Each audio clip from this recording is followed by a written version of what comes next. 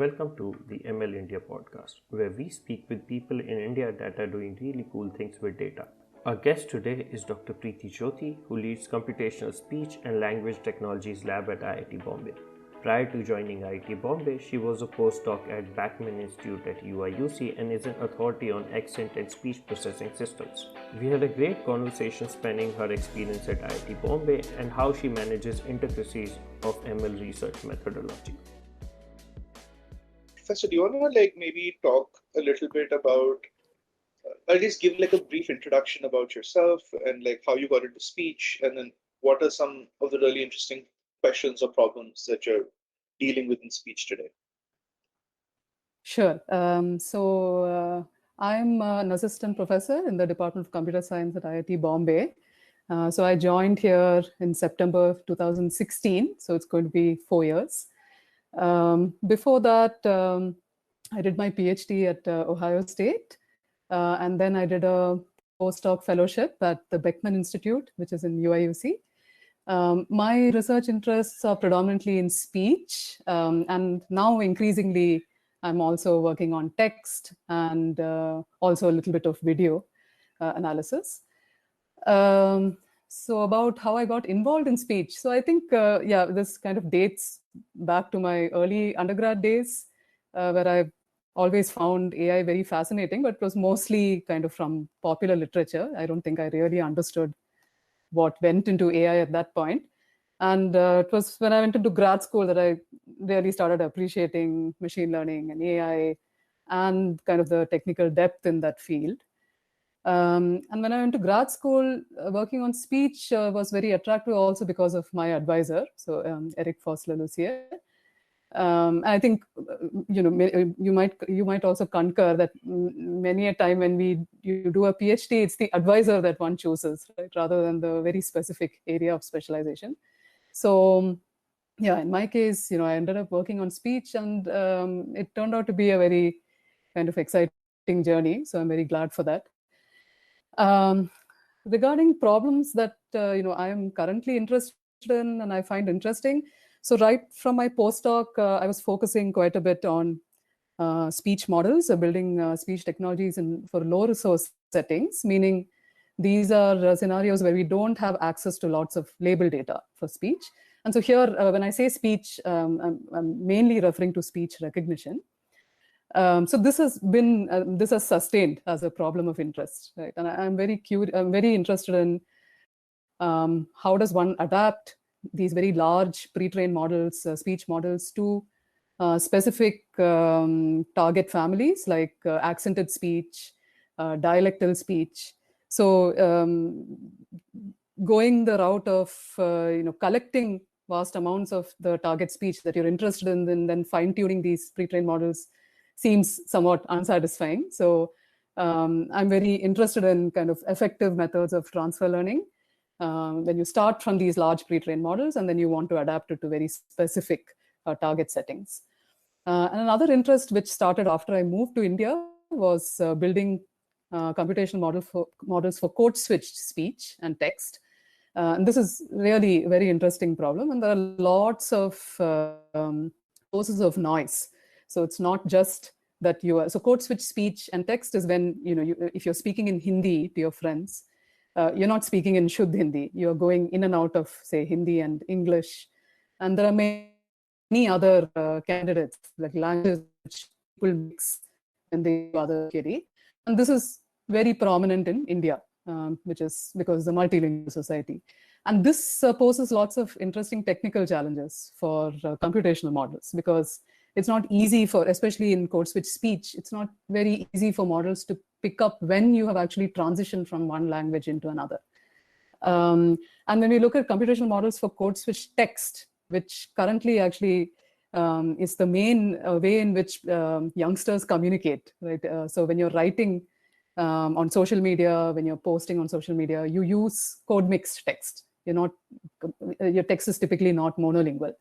So here, there are other interesting challenges where your text could be Romanized. And so that introduces another layer of ambiguity. And how do you now disambiguate these Romanized forms of the words? So overall, kind of building computational models is very interesting. And then there is also paucity of data. So this again ties into my interests in low resource settings. And another problem which I've recently started kind of working on more is multimodal learning. So here, speech is just one modality, and you're kind of looking at how to learn good representations of speech in conjunction with other modalities like text and video. So this, yeah, more or less covers all the problems that I'm currently working on and I find interesting. Yeah, and this gives us, I think, a really nice segue into the next question. We really wanted to talk about the current transfer learning progress in speech, and how is it useful when it comes to maybe transfer learning in dialect or low resource languages or even accent.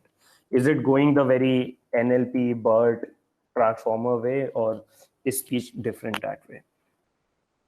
Yeah. So over the last couple of years, there have been actually a number of different efforts, kind of independent efforts, where they are looking into building kind of very long pre-trained models for speech representations. So very much like very much in the Bert style, right? You have kind of self-supervised objectives, and you train these speech representations on large amounts of unlabeled data. So this is usually all unsupervised. But I think since you mentioned Bert, in the sense that Bert has become such a major resource for NLP applications, I don't think we've seen that for speech yet. But I think it's just a matter of time. And with respect to that, I mean, there's very recent work out of FAIR, so Facebook research. So there's a system called XLSR, where they build on their platform for speech recognition called Wave2Vec, and they've trained these very large pre-trained models using, again, self-supervised objectives, all in an unsupervised way. And they're also able to train on multiple different languages, right, like your multilingual Bert and so on. And they show very pretty impressive cross-lingual ASR numbers. Okay, so where you start with these pre-trained speech representations, and then maybe you have a small amount of speech in your target language of interest, and so you do a small amount of fine-tuning, and you match the performance with fully supervised systems, which use a lot more additional data in those target languages. So I think this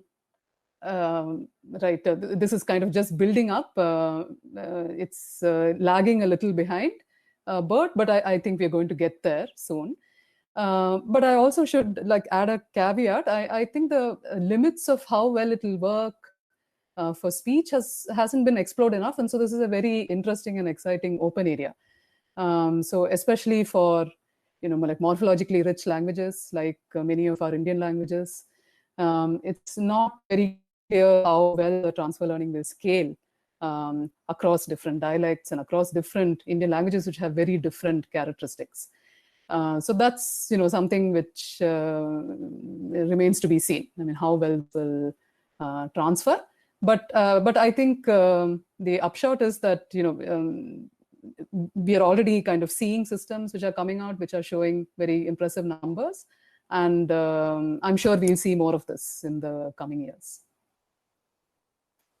So I mean, that's kind of interesting, because when we look at, say, low resource NLP work, or like multilingual NLP work, where they're doing like zero-shot transfer and stuff like that, or few-shot transfer. I mean, anecdotally, I found that it doesn't seem to work as well for Indian languages. Yeah. And even in like really big benchmarks like XNLI and stuff like that, Hindi and Urdu benchmarks are significantly lower than like English-German benchmarks, or like English-Spanish benchmarks. That's right. That's right. Yeah. And that's also because like all the multilingual Bert is trained on lots of languages which share language families and so on, right? So even so, if you go a little further back, there are these multilingual representations called Muse, and which you might be familiar with. And so we had found that these were essentially multilingual embeddings, text embeddings, and they really worked pretty well for like English-Spanish, English-German pairs. But the minute you move to Hindi, we immediately saw degradation in performance. I think it's because there are word order differences in these languages which may not be adequately captured by the multilingual embeddings.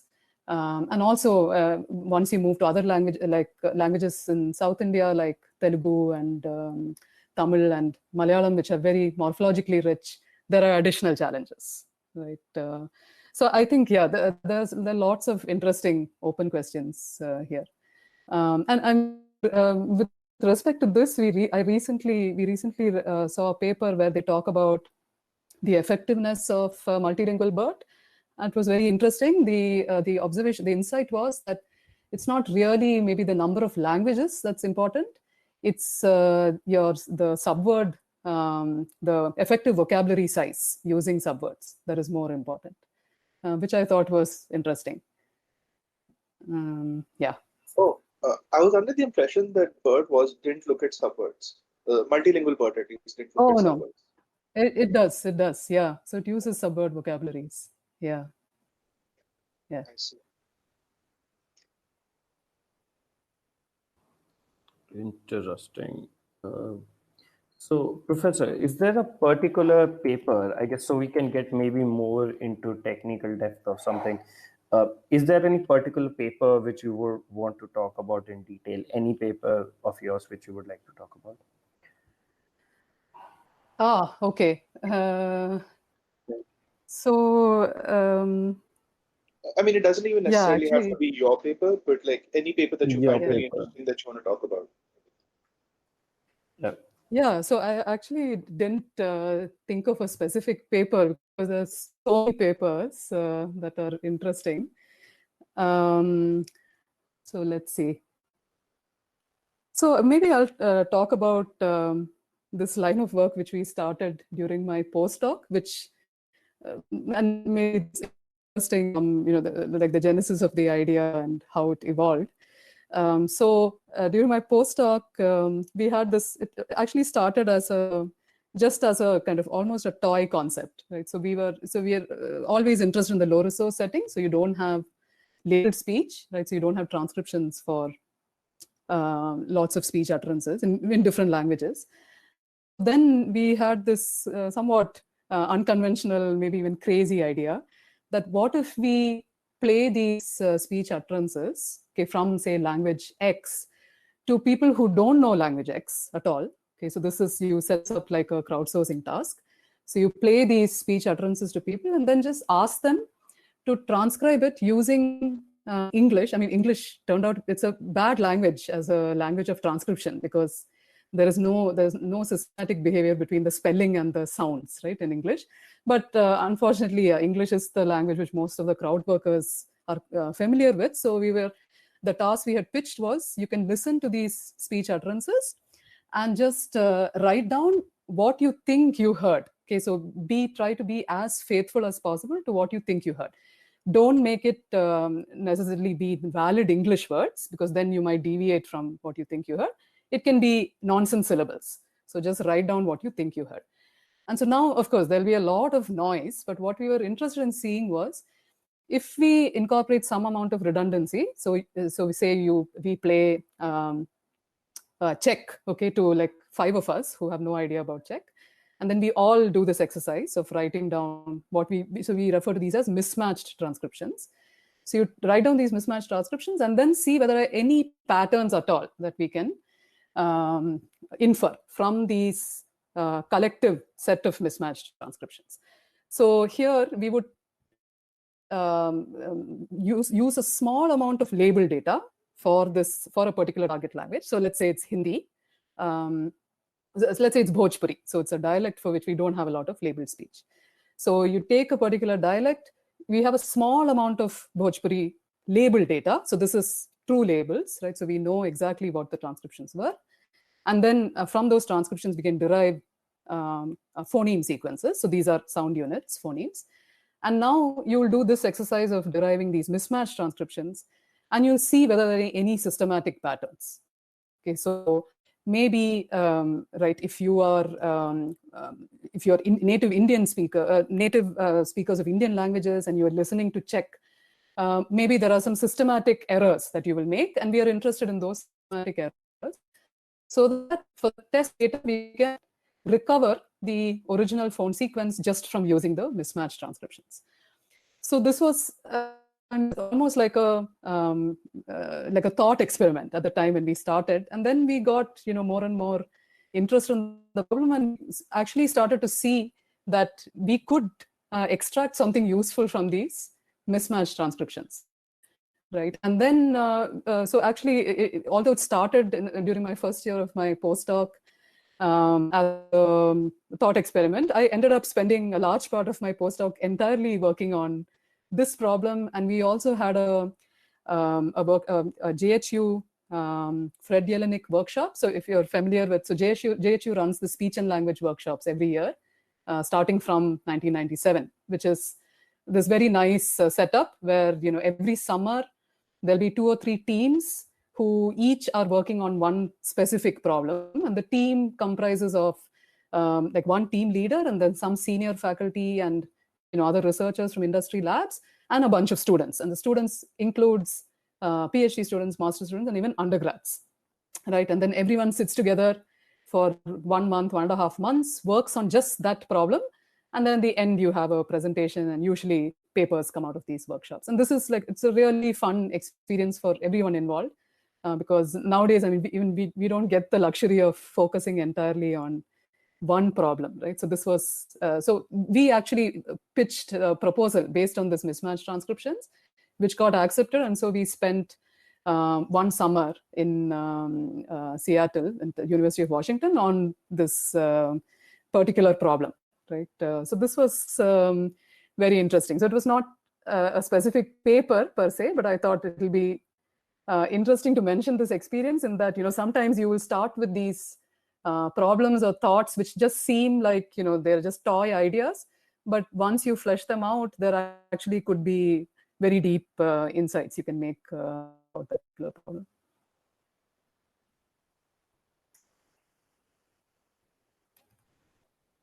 Right. So did you find, I mean, were the conclusions that you were able to actually piece together large segments of speech maybe from these mismatch patterns, or was it like? Yeah, so some findings were, one is, I mean, they were intuitive. So one is, be careful about the native language background of the crowd workers when you are, choosing whom you want to extract these mismatched scripts from. So for example, if your target language is, say, Mandarin, which is, or Cantonese, which is tonal, right? So it actually has tones. Then if you play these utterances to crowd workers who have no idea about tone, then they're completely going to miss that signal, right? So then it's better to choose crowd workers who also are, familiar with tonal languages. So that was kind of an intuitive observation, which also panned out from the research. The other things were just kind of considerations when you are making this task. So one thing was, yeah, I think that's what you were referring to, Karmanya. So you present short segments because otherwise longer segments, it becomes tedious because you're listening to a language which you don't know at all. And so then it gets really tedious to even give these mismatched transcriptions. So it was important to control for the length of the speech utterances that you were presenting to the workers to get kind of maximum utility out of the mismatched transcripts. Yeah, hope that made sense. Yeah, I mean, I find that kind of really interesting because, yeah, I think that's really cool. Because were you able to see like maybe correlations with, say, certain dialects? So say if people are coming from like one particular region, I don't know if that's some sort of study that you did, where it's not just say like, I don't know, like people would talk, like the Hindi that you hear in like Haryana is slightly different from the Hindi that we hear in Punjab, for example. Yes. So personally, I was not involved with like these kinds of studies, but they did follow up. So my collaborators did follow up, and they did actually do some such analysis on dialects in China and also in Singapore. So I will kind of refer you to Mark Hasagawa Johnson's work and Nancy Chen's work, if you're interested in kind of following up more about these types of analysis that you just mentioned. Yeah, for sure. I'll probably take a look after this. Sure. Yeah. That's really cool. I guess so. Taking a step back, one of the things that you mentioned is you're really interested in working in like low resource scenarios, and I find that whenever I've dabbled in it a little bit, I found that the challenges that you end up encountering can be very unexpected. Like I mean, everyone knows, okay, we don't have label data, sure, but then like you'll often run into times like, okay, maybe I don't have a good tokenizer, maybe I don't have like a good language model. So like, can you talk a little bit about like the challenges that you face when you're working in low resource speech, perhaps? Yeah, you're right. I mean, so when you're working in the low resource setting, there are many considerations, and also one needs to be very careful about the conclusions that you draw, right? Because you have small amounts of data both during training and testing. So one possibility is that just because of your kind of chosen train test splits, you don't find the pattern for. And conversely, right, you might actually find patterns which are spurious, and they are just kind of an artifact of the way that you have designed your entire experiment. It's in the low resource setting, it's very important to be careful, and one way to kind of do this, ideally always you should be dealing with averaged numbers and average results, where you're not just presenting a single number from a single train test split, but you're presenting kind of mean accuracies or mean error rates with standard deviations, right? So you're looking at different experimental setups. And another thing one should be very careful with the low resource languages and scenarios is the whole data collection angle. Right? Data collection should be done very carefully. And one should be cognizant that the data that you're collecting is actually going to be useful for the task that you're going to be working with, right? So there have been I've heard anecdotes where you want to kind of collect data for these low resource languages, and then you end up spending a lot of time, resources, money on collecting speech, which is maybe very, very different from the your cases. So maybe you actually need speech which is more conversational in style, but you end up creating speech which is all connected digits or just prompts from Wikipedia or something. So that really kind of changes the type of data that you collect, and it could be it may not at all be useful, right? Kind of the application that you are interested in. So I think that's another consideration. So when you're collecting data for low resource languages, especially because typically it's very difficult to do this data collection for low resource languages, one should spend a lot of time thinking about the data collection process and then making sure that this is going to be useful for the use cases you have in mind. So I think those are, predominantly the 2 points that I'd like to hit in terms of working with low resource speech. These are really useful advice. And moving forward, we would like to touch upon some more general career-oriented questions. So, part of the reason of starting this podcast was to highlight some of the great AI work which is done in India. But we also want to use this opportunity to take advices from people like you to how to get involved in the school research in India. And to start with those set of questions, first I would like to ask you, why did you decide to come back to India after getting your PhD and postdoc?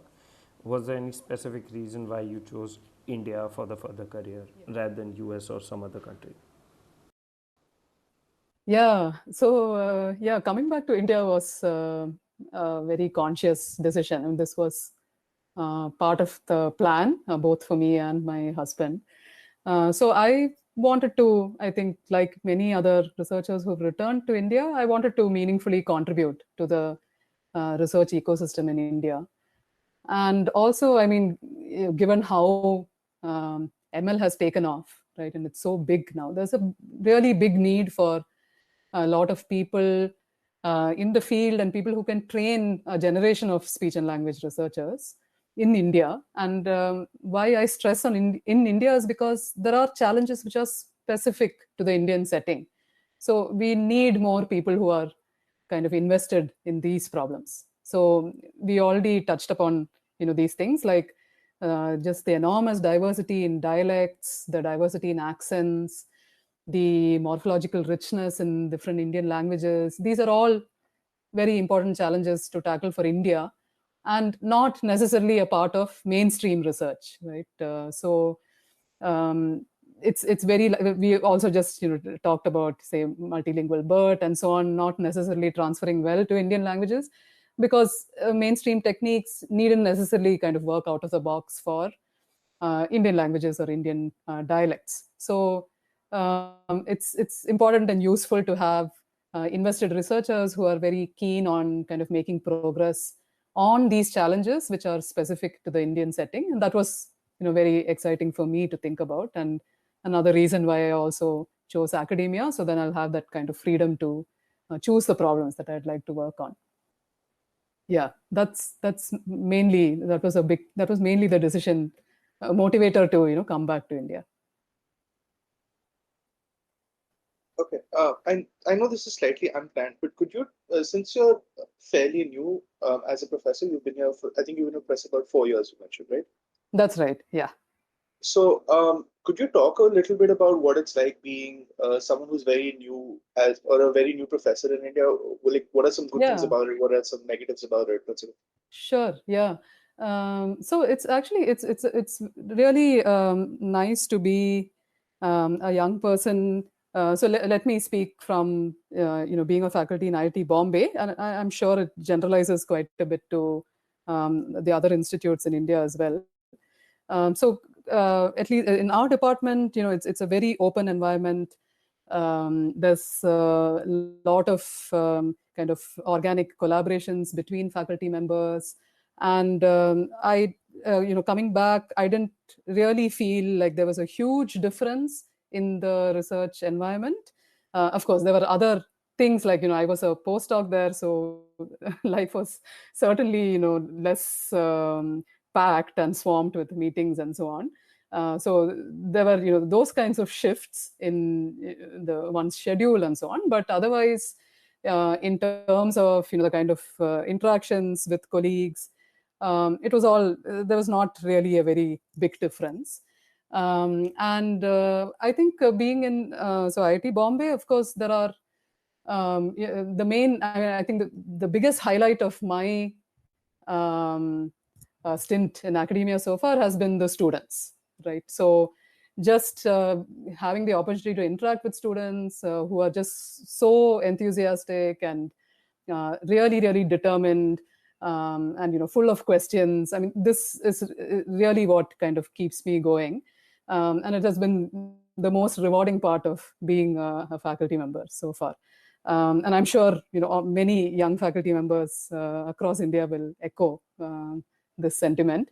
So far, yeah, it has certainly been very, very rewarding. I think the main say, like, one challenge maybe that I have been facing is mainly more kind of on the infrastructural side of things, right? So currently, as you know, in speech and language and everything, the game is rigged towards groups or research labs who have a lot more compute available to them, right? And this is something which we don't have a whole lot of. And when I say we don't have a whole lot of, this is all relative in comparison to kind of other groups. So, but this is again something I think which we'll catch up.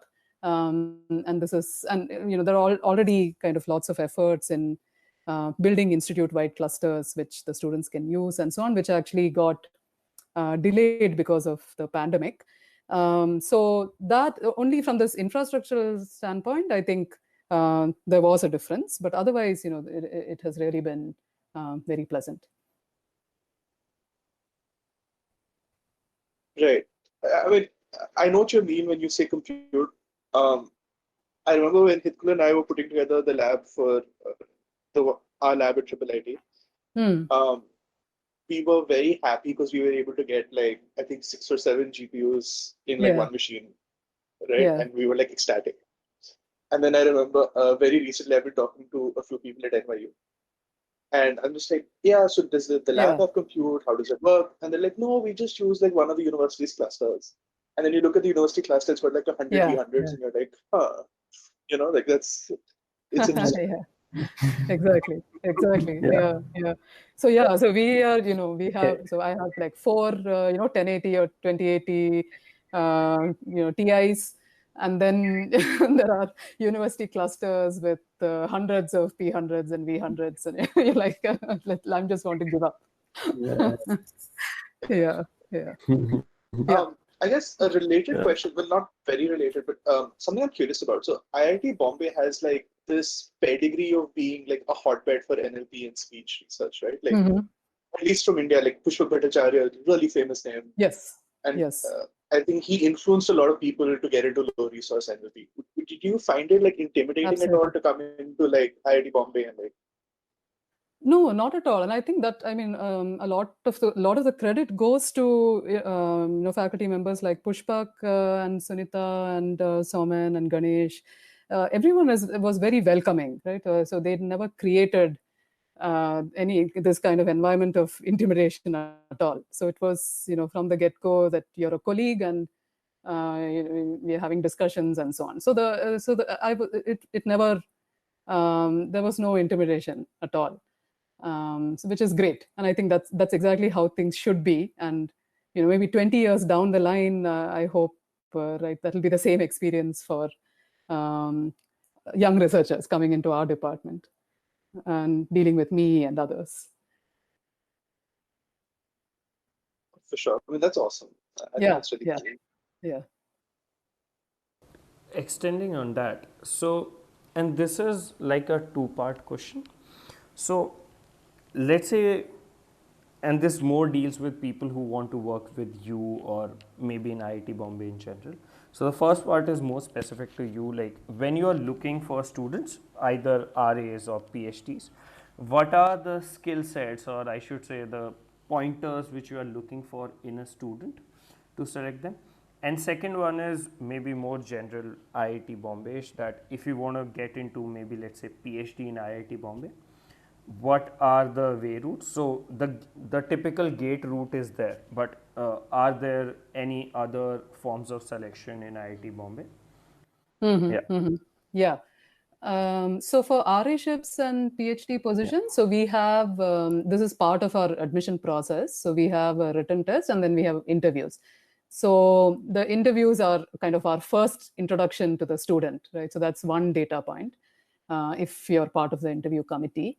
And then, once the student has been admitted into the program, we always look at how they fare in courses which we are interested in. So like say Foundations of ML, an NLP course, right?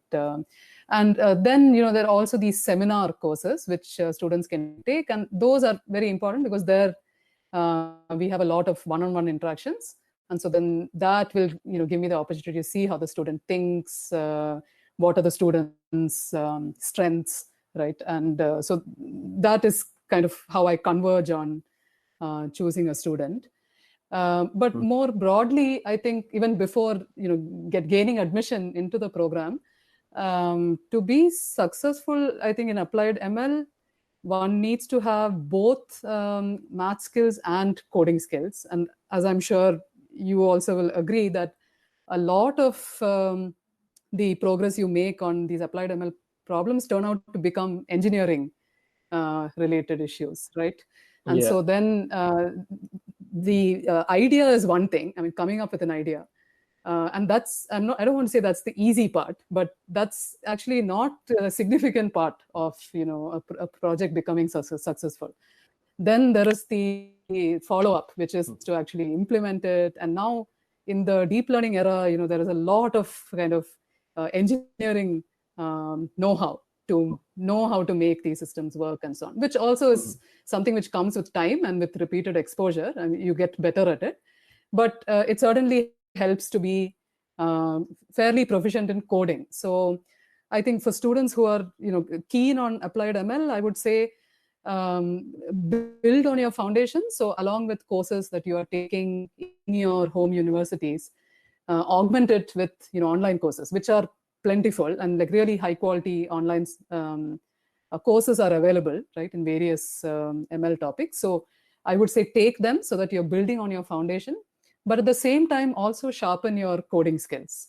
So actually nowadays, even people who do theoretical ML have to run experiments and so on. So I think coding there's no way you can get away without doing coding. So hone your coding skills, and at the same time, build your foundations. So I've seen, a lot of students who take, so one of the instructors who offers a Foundations of ML, the Foundations of ML course at IIT Bombay. So lots of students say, oh, this is just too much maths, right? I mean, where am I ever going to use this?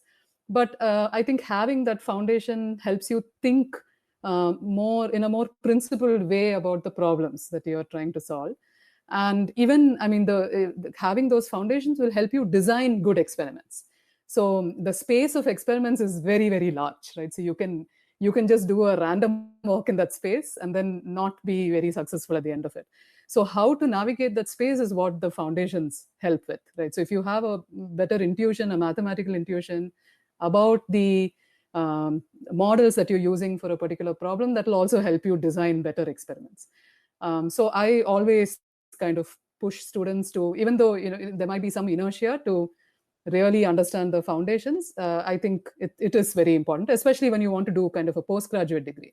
I think there are no two ways. You have to spend that amount of time to really build on your foundations. So that would be kind of my advice for students who want to do an RA or a PhD in these fields. And regarding PhD at IIT Bombay, yes, so there's the GATE route, which you mentioned, Hitkul. The other thing is you can, if you, what was I going to say? Yeah, if you are in the industry, right, there are also these part-time PhD options. So they're referred to as external PhD positions. So you can, hold on to your job and then do a part-time PhD. And now we are increasingly seeing more candidates who are doing this. So, for various reasons, you don't want to leave the security of your job. But if it's a research lab, the lab itself benefits from you doing an external PhD. And then these are typically candidates who are very interested. And so that is one option to doing a PhD, which may not be like very, very apparent. And the one more thing I want to pitch for is a new MS by Research program at IIT Bombay, which was it's a new program which was actually supposed to start this autumn, but then everything got delayed due to COVID. And MS by Research is very much focusing on the research aspects of the MS program. So the course requirements are considerably smaller than the MTech program. And the program is flexible in its duration, so anywhere from less than 2 years up to 3 years. And so this is one program that people can look out for. And another inroad actually to doing a PhD is that if you gain an MTech admission into IIT Bombay, then we have a provision to convert MTech students, interested MTech students, into the PhD program. So there you can actually bypass the other kind of eligibility requirements, and this is another way in which you can enter the PhD program. Makes sense. Just to lay it out and ask a follow-up question, you mentioned performance and courses. So is it like you get selected into the IIT Bombay PhD program, and once you are in there doing your courses, then you go out and look for an advisor? That's right. So that's right. Absolutely. Okay. So there are some students who, even before coming here are already in touch with, potential supervisors. And so for them, they're very clear that they want to work with such and such person. But mostly the PhD students, they come here and then they look for advisors. Because sometimes it also happens that that people don't stick to the area they thought they were interested in after taking courses and so on. That also happens, right? Yeah. So just to like maybe draw a parallel picture. So I know IIT Delhi does it, and a bunch of foreign universities do it. I think IIT Hyderabad also does it. That here you actually apply to a professor. Once you are in there and you want to change the advisor, that provision is there. But during the process, you apply to a professor, not. And there are institution benchmarks, but once you clear there, it's on the professor to take you or not. So how do you think that slight different in the process? What do you think about that compared to you get into the institute and then you join? Does it affect the whole process or the appeal of it from a professor side and maybe from the student side? Yeah. I think this is also, I mean, this is like you said, in universities abroad, many universities you are committing to a professor, and then he or she decides, right, whether based on the qualifier requirements and so on. So I think there are pros and cons to both. So the pros of kind of committing to a supervisor is that then there is very little ambiguity on the student side and less stress on the student side. So at least the student knows that, okay, I am kind of committed to working with this person, and then they can just focus on the problem at hand, right? So that I think is one pro of having a match right from the start. But another pro, which what we do here currently at IITB, this scheme, a pro that it offers is that it gives more flexibility, like I mentioned, to the students. So you are not tied to a certain faculty member. And even right from the beginning, you can take the semester to do courses and then talk to different faculty, even take different courses under different faculty and see, which faculty member you kind of really feel like working with, right? Because as you know, in the PhD program, it's not just for the faculty to choose a student, but it's also the student choosing the faculty member, because after a point you become peers, right? So it's very important that you have a good kind of working relationship. So you should also enjoy working with this person, which is not just about the topic and the kind of expertise of the person, but it's also the nature of your working relationship. Like, are you comfortable working with this person?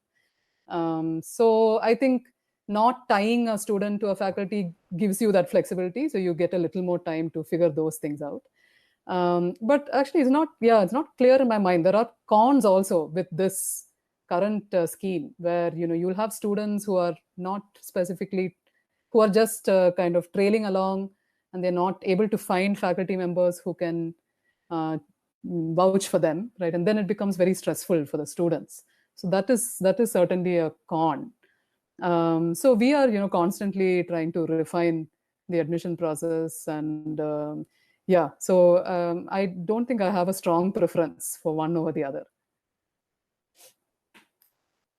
Right. Yeah, makes sense. Especially like the professor part. I've seen like in IIIT Delhi, people get in and like going through that part of that. Okay, this is slightly different than what I thought it would. Yeah. Karmani, you wanna go? I just want to highlight one thing that you said, because so you said it's possible to take like a random walk through like the search space and then end up not going anywhere. Yeah. And I just love that line, because I can, like, unfortunately I can definitely think of scenarios where I've done exactly that. We have all done that. Yes. I mean, I just want to like highlight that a little bit. I just really like that line. I guess the next question would be, so in applied ML specifically, or I think in ML in general, there's often like a very limited set of conferences that you want to publish at. Mm-hmm. So and that usually ends up meaning that you'd be working on like multiple projects, and you'd submit like 5, 10, 15 papers to a conference every year, or maybe like a set of 3 or 4 conferences every year.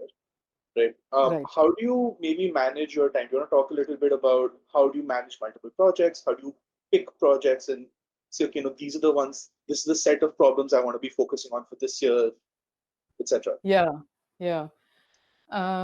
Good question. So I wish I had like like a really nice spreadsheet-driven suggestion for how to manage multiple projects. So managing multiple projects is certainly challenging. So personally, I like being very closely acquainted with all the details of a project, and so that kind of limits how many projects that I can be part of simultaneously, or at least feel like I'm a part of. So my mode of working is that we have scheduled weekly meetings with all the students working on multiple projects, and through the week we constantly keep in touch. Beyond the scheduled meetings, we keep in touch via Slack, Hangouts, and now MS Teams is one more platform. So so that there is some continuity, and it's not like we're only meeting during the scheduled meeting hours. So I mean, ideally, at least when I started off, I really wanted everything to be planned out and finished ahead of time. But over time, I've realized, right, it kind of seldom works out that way, and things, especially with ML being the pace at which ML is moving and how rapid it is, things inevitably turn out to be deadline driven, and then we'll go into this firefighting mode where we're really trying to patch things together and make things work, and so on. So I think no great answer to how to do this well, but I will point people to articles I have seen that other faculty members have written about managing your time well, managing multiple projects. So one immediate article that comes to mind is by Devi Parikh, who's at Georgia Tech. So she has these kind of nice blog entries about how to use your calendar very effectively to manage your to do good time management across not only projects but all your various commitments, right? Like reviewing articles, teaching, whatever other kind of service related commitments you're making. So doing it in a much more organized way. I haven't adopted that as yet, but let me say I aspire to adopting that.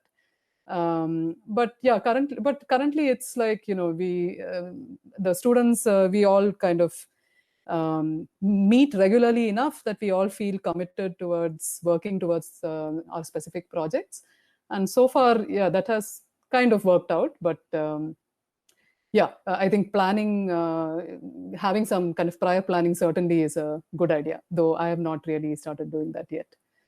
When regarding kind of selecting problems to focus on, so that's the kind of really nice part about being in academia. So you have the freedom to choose whatever problems you want to work on. So whatever is of personal interest, you can choose to deep dive into it. And I already mentioned, right, some of the topics that I find interesting. So I have different threads which are focusing on each of these topics, like computational models for code switch speech, then accented speech recognition, more broadly domain adaptation, multimodal learning. And then there are problems that I get interested in because of collaborations with colleagues. So I have collaborations with Professor Ganesh Ramakrishnan in my department, Professor Sunita Saravagi. And so there are some joint problems which get interesting because of these collaborations. And also, being more pragmatic about these things. I mean, sometimes you should just dig further into projects where you see that something is working, right? So if something works, the natural tendency is that you dig further into those problems, into those specific problems. So there are certain problems where we have explored in a little more detail because we've seen various small parts which have worked out in those specific problem settings. So yeah, that's more or less how I've selected problems to focus on. Yeah, I guess parts of it are really relatable.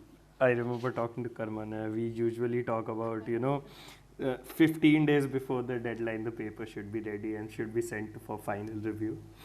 And like inevitably it becomes like 11, 5, 2. Yeah. Exactly. Yeah. Yeah. And yeah, it's actually harder. So, right now I think back to my PhD days and my postdoc days, and I think, my God, I had so much time, right? Back then. Why did I? But when you're doing your PhD or postdoc, it never feels like that. It feels like you have plenty of things to do. And then, so yeah, Yeah. hindsight is always 2020, I guess. Yeah. Yeah. Uh, and one, so to say, the question which we ask almost everyone is, what would be like one golden tip you would want to give to someone in India starting out in, let's say, speech research or ML research? Mhm. What should they take care of? One tip further. Yeah. I would say, especially if you're an undergraduate student, find faculty members at, ISC, IITs, triple ITs, who are active researchers, who are actively working on different sub areas and who are offering internships to undergraduate students, and apply for those positions. Because, that will really give you kind of exposure to research and the important problems in the area, right, which you can then build on further. So I think currently there's so many resources on the internet, but then it's also overwhelming because there's too many things you don't know how to navigate through this space. So again, going back to the random walk in this large search space. So it always helps to have someone mentoring you, right? And so if you're not able to find positions with faculty, I think it also seek mentors in senior students who are in these universities, who I've seen, like there are these events like meetups. There are these kind of DL meetups. This is just a group of deep learning researchers in India. I think it's called IDLI, which are all nice avenues where you can go and be a participant and hear from people in the community what kind of problems they're working on, and then pick on specific sub areas of interest, and then build your fundamentals, like I said earlier, further in the sub area of interest. So I think finding a mentor is very useful, because I mean, if nothing else, he or she can offer guidance on where to look for interesting problems, what are the good resources to refer to, and so on.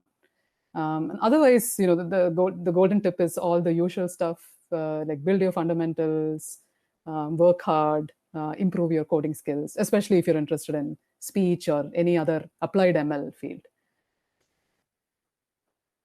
Right. I guess Yeah, a I related can question. definitely concur to that. Yeah. Sorry. Yeah, I Yeah, was Karmana, saying, go on. I was saying that a related question I might have would Mhm. be, when you're looking at students, what is your I guess the key signal that you get to say, okay, no, I want to take the student on? Hmm. Because I mean, we've also, like, we hire a lot of interns, we hire a lot of RAs, Hmm. and it's very hard for us to figure out, okay, no, this person is going to be a productive person. He's going to, like, Yeah. he or she are going to do something really good, or Yeah. this person showing up with like 30 Udemy projects doesn't really know what they're doing. Absolutely. Yeah. Yeah. So these projects, like the online projects, even kind of large group projects, it's very difficult to figure out, how active of a contributor was this person to that particular project. So it's tricky. So I have so far, I mean, because of my personal commitments, I've not been able to offer internships to undergraduate students outside IITB, but it's certainly something I want to start doing, right? So once things stabilize, I will certainly be doing this in the coming years.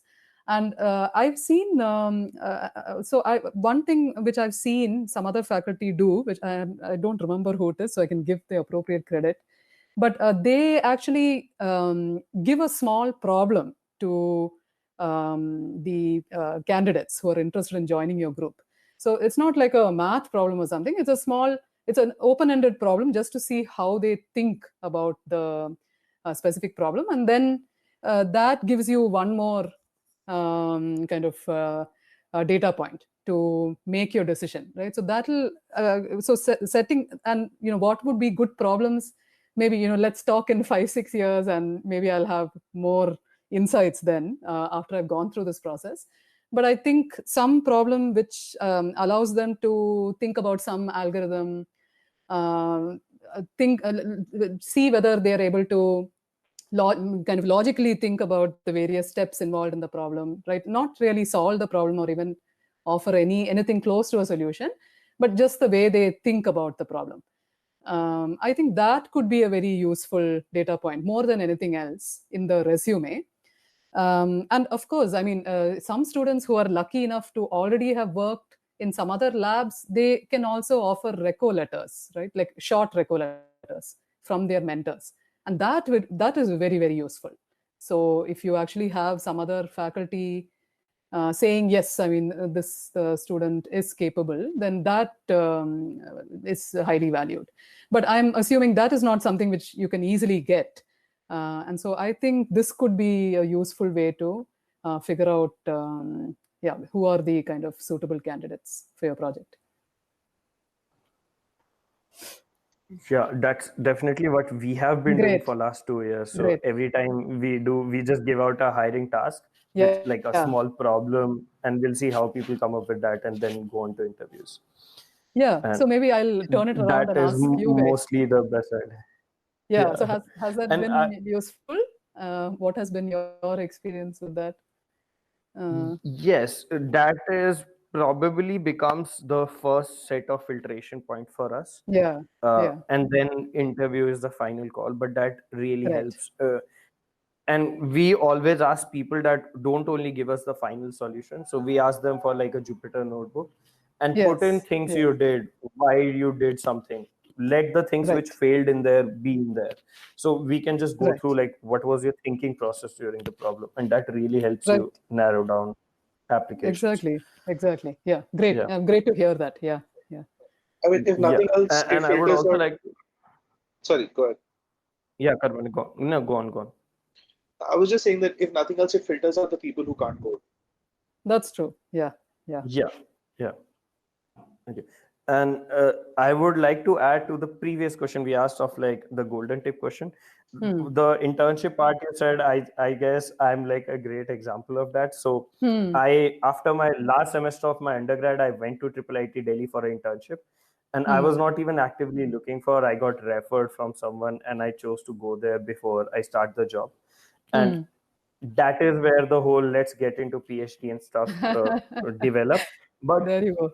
Like being in the system, understanding what is expected from you, finding professors, being able to work with the professor before you commit to a PhD journey, that makes the entire process so much more like smoother and less intimidating, I would say, compared to when I see now people who are giving the GATE exam, looking at the interviews for the first time. Like it's much more intimidating for someone. Like I always like to say I went in for an internship and then just like slided into PhD. So that's awesome. That was I would say I was lucky in that part. Great. So absolutely. Karmane, is there anything else? Karmane, anything else you want to talk about? I mean, there's a lot of questions I have, but I don't know if we have the time. So one thing I wanted to ask you is, when you say that you like to be very involved with projects, what level of involvement are you talking about? Is it just like an overview of what the student is doing? Is it like, no, I'm actually going to look at their code and do a code review? Like, how does it work exactly? So so ideally I would even like to be part of coding, right? But that is that becomes very difficult. It really limit how many projects you can work on. So I do I don't want to say code reviews, very high level code reviews. So I ask students to show me their code. And so I do a pass just to make sure that, it's somewhat modular, it's kind of making sense, but it's very like, I'm not doing a very careful code review.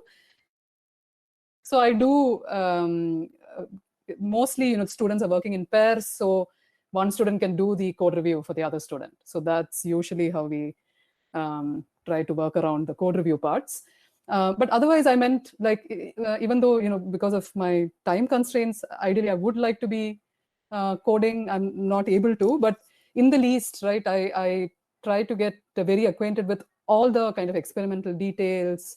So it's not just I ran this experiment, but it's I ran this experiment with this learning rate schedule. This was what I saw. Then we go through TensorBoard plots. So really kind of get into the nitty-gritty of the whole training regime. And I think this is also more for my learning, so that I also gain a better understanding of what works and what doesn't work. And this has happened, and we have seen that.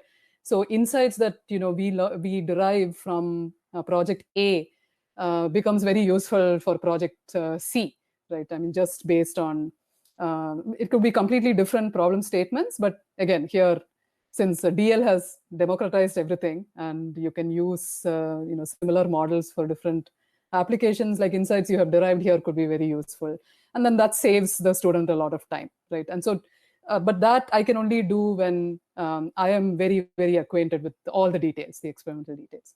So that's what I meant by kind of really digging deeper into all the low-level details.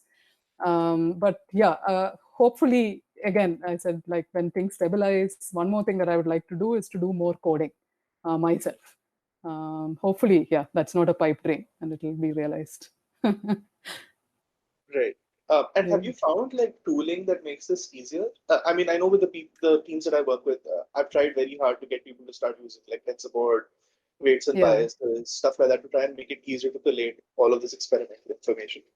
Yeah, actually, Google Sheets all the time. Yeah, so we are also, so we do Google Sheets. So far, we've not graduated beyond Google Sheets, and Google Sheets with lots of color schemes. I think that's the best we have reached. So you have you have different colors for pending experiments and converged models, experiments which are in the pipeline, various things. So then it becomes very maybe you can very quickly identify which are the interesting kind of experiments to focus on, but this is all within the spreadsheet domain, right? We've not really graduated. Do you, either of you, use any tools to help kind of organize your experiments? Not me. So for me, it's TensorBoard. I swear by TensorBoard and curves. If anybody comes to me with a neural network without like a loss curve, I'm like, many dikh rahi. So, but other than that, it's mostly sheets. Mostly Google Sheets and like some to-do lists. Like I keep a lot of personal to-do lists. But at a team level, it's mostly a Google Doc of whatever has happened, need to do, and like a Google Sheets for like results. Right. One of my students had, he had created, what was it called? Trello, I think. Trello. Trello. We have tried Trello. Yeah. I tried Trello. That, but it just doesn't float. No, it doesn't. And then I just thought, I'm if too even old like for this. one person doesn't use it. If even like one person doesn't like uses it actively, it defeats the purpose, in my opinion. That's right. And it's like in like labs, which are not really like, companies where you're forced to do things, it becomes really hard to get people to use the same thing or force them to do something. So absolutely. Yeah, I think at the end of the day, as long as there's some way of organizing your experiments, so in our lab, it's all Google Sheet driven.